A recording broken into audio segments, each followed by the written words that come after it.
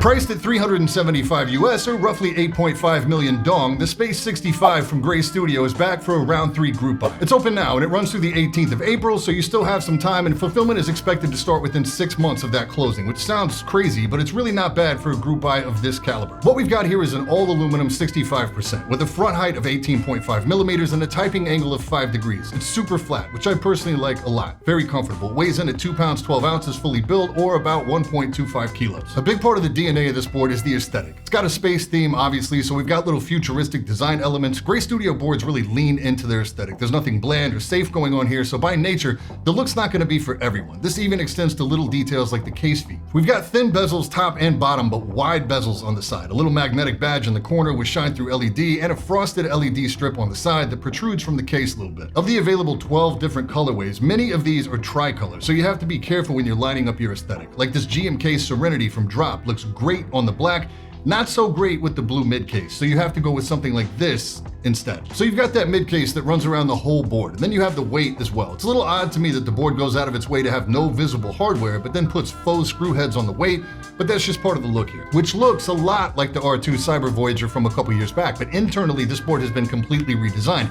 That's good, because the look still holds up, but the acoustics and the mounting system needed a refresh, which we definitely got here. For starters, it used to be solder only, and now we have a hot swap PCB option as well. Both PCBs are VIA compatible, and they're ready to go right out of the box. Solder layout gives the usual suite of optional configs, including 7U spacebar and ISO. Hot swap is ANSI only, and I didn't say this very well in the last video, but the only option on the hot swap is to go with either step caps or regular caps. We've got Kale sockets, a really sick translucent material that I've never seen before, loads of flex cuts, and thin at 1.2 millimeters, similar to Wuche PCBs, and just a really clean board overall in terms of layout and trace routes. No USB standoff this time, they've gone with the daughter board. The USB port does sit flush with the case, and only the little ledge built into the mid case obscures the view of the connector. Plate options this time are polycarb or FR4, with palm available as an add-on purchase. They've deleted the carbon fiber option from R2, and oddly there's no aluminum plate offered here. Included with the board, you'll get your plate and PCB choice, plus a full host of foam, including a PE sheet, plate foam, case foam, and a very thin liner to guard against shorting or ESD, because the last thing you want on your new keyboard is accidental discharge.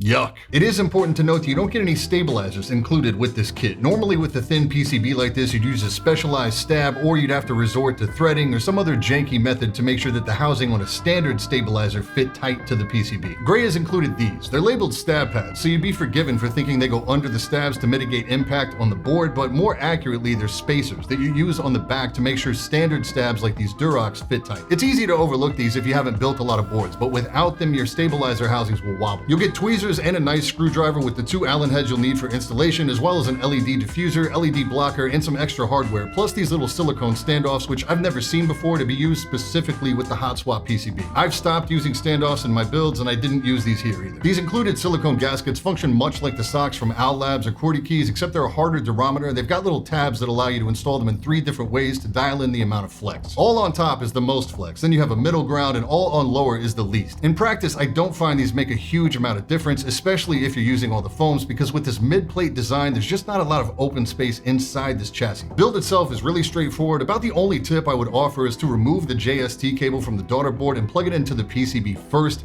then snake that through the opening in the ESD sheet and the mid plate. It's much easier than trying to plug it into the PCB after the fact. After you assemble the mid and top assembly, you then fasten that to the lower, going through the plate assembly. I thought this would be challenging, but there's really nowhere for the screws to go, and the included driver makes this a piece of cake.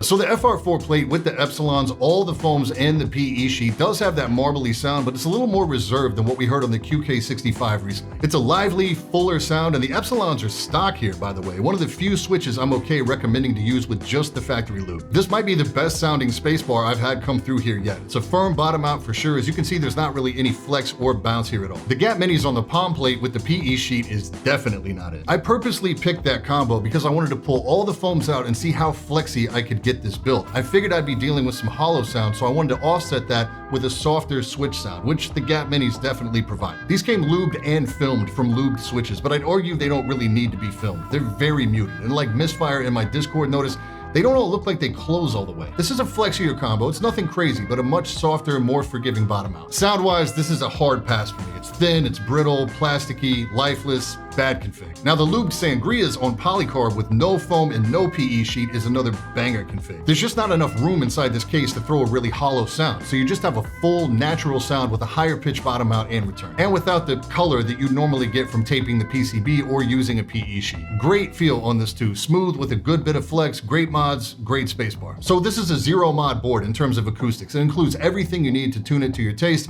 Either the FR4 or the PC plate is a solid option. The palm plate I would need to experiment with a bit more to find a switch that really complements that. Other little things, you get a light diffuser for the LED under the badge if you want to nerf that brightness. There isn't anything on the case diffuser to prevent light leak inside the case. From most camera angles you won't see it, but sitting and using the board you will. I'm not really a big fan of that. There are shortcuts to toggle effects or completely disable the lighting. Quality here is very good, and I love the revisions. I know $375 sounds expensive, and remember that you're on your own for stabilizers, and there could be some high shipping costs too, but the board you're getting here for that money makes this a really compelling choice for a high-end 65. Love the typing angle, love the aesthetics, love the acoustics. Any complaints I have about the LED or the USB port are minor. The whole build and experience feels very refined. It's exactly what I expect from Potter and the team at Graystudio, and this board does not disappoint. So if you watch the channel regularly, you've likely heard me talk about Nebula. If you're not familiar, Nebula is our own independent streaming platform. It's built and owned by myself and other awesome creators like Oz Talks Hardware, magician turned card counter Stephen Bridges, and the king of the tech review himself,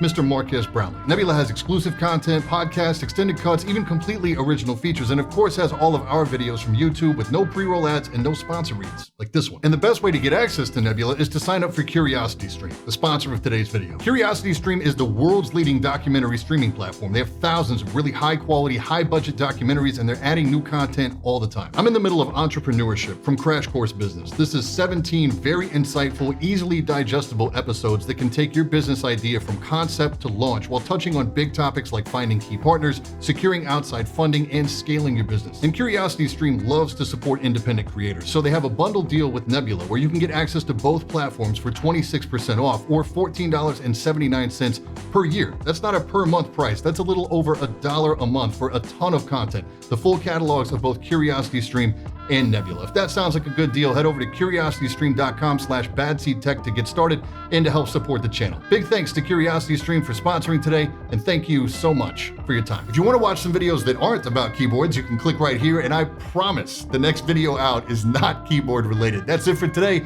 and I will catch you all in the next one. Stay up.